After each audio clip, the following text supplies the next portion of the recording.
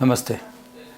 आइए जानते हैं कि ब्रेस्ट की सर्जरी के बाद कैसे रिहैबिलिटेशन किया जाए और कैसे अपनी लाइफ में वापस अपनी एक्टिविटीज़ शुरू की जाए। सर्जरी के बाद आप कैसा महसूस करोगे?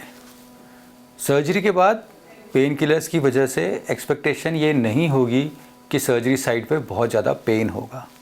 हाँ, आपको उस तरफ के हाथ में चींटी चलने जैसा या फिर सुन्नपन जैसा या फिर भारीपन जैसा ज़रूर महसूस हो सकता है।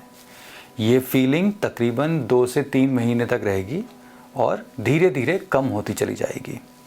अगर बहुत ज़्यादा दर्द हो तो ज़रूर अपने डॉक्टर से मिलें और इसके लिए दवाई लें। इन फीलिंग्स को दूर करने के लिए जो सर्जरी के बाद एक्सरसाइजेस रिकमेंडेड हैं उसको करते रहें। उन एक्सरसाइजेस की वजह से ये फीलिंग बहुत जल्दी कम होती है। सर्जरी के बाद उस तरफ के हाथ में कई बार सूजन जैसा भी महसूस हो सकता है। ये सूजन दूर करने के लिए जब आप बैठे हैं तो अपने हाथ को हार्ट यानी दिल की हाइट से थोड़ा सा ऊपर रखें। ये काम लेटते वक्त भी कुछ तकियों के साथ आप कर सकते हैं। अगर हाथ की हाइट थोड़ी ऊंची रहेगी तो ये स्वेलिंग कम होगी। उसी प्रकार से जो हमारी एक्सरसाइजेज़ हैं मुट्ठी बनाने वाली या और शोल्डर की एक्सरसाइजेस, इनसे भी ये हाथ की स्वेलिंग कम होती है। ये स्वेलिंग और लिम्फेडिमा जो सर्जरी से कुछ महीनों बाद आती है, दोनों कम्प्लीटली अलग हैं। लिम्फेडिमा के लिए हमारा एक बहुत अच्छा वीडियो है, उसको ज़रूर देखें। सर्जरी से रिकवर करने के लिए एक्सरसाइजेस बहुत ही ज़रूरी हैं। आमतौर से हम सर्जरी के अगले दिन ही उन एक्सरसाइजेस को शुरू करा देते हैं। ये एक्सरसाइजेस हाथ के लिए होती हैं, जैसे मुट्ठी बनाना, कोहनी के लिए जिनको खोलना, और कंधे की एक्सरसाइजेस होती हैं।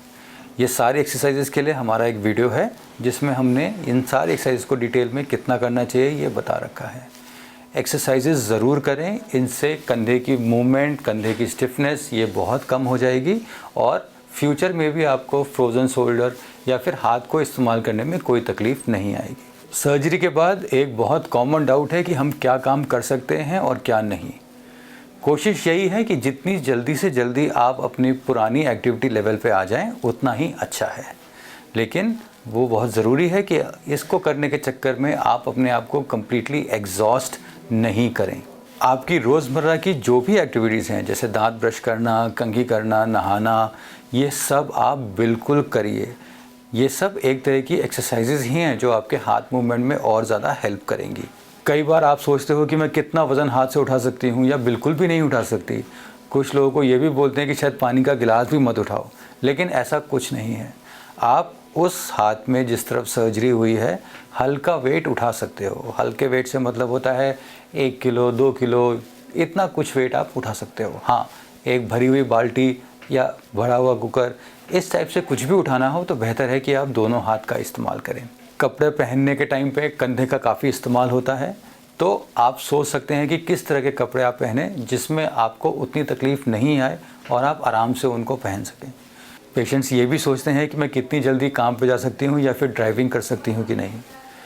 दोनों ही ये काम आप बिल्कुल कर सकते हैं। जो काम आप कर रहे हो या जिस पेशे में आप हो उस पर भी डिपेंड करेगा कि क्या आपका डेस्क जॉब है या फिर बहुत हाई एक्टिविटी का जॉब है। उसी हिसाब से आप अपने डॉक्टर से कंसल्ट कर सकते हैं।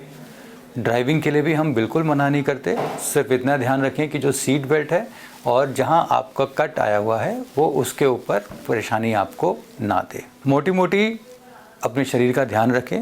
आपका शरीर आपको खुद बताएगा कि कब आप एग्जॉस्ट होने वाली लिमिट पे जा रहे हो। उतना पुश नहीं करें, लेकिन एट द सेम टाइम ज़रूरी नहीं है कि आप बेड रेस्ट लें। आप जितना एक्टिव रहेंगे उतनी ही आपकी रिकवरी तेज़ होगी। अगर आप ऊपर डिस्कस की गई सारी बातों का ध्यान रखेंगे तो सर्जरी से रिकवरी बहुत ही तेज़ होगी और विद इन अ वीक आप आराम से अपनी सारी की सारी पुरानी एक्टिविटीज़ कर रही होंगी। अगर कहीं पे थोड़ा भी डाउट लगे तो ज़रूर अपने सर्जन से डिस्कस करें और अपनी तकलीफ़ों का निवारण कराएं। Thank you.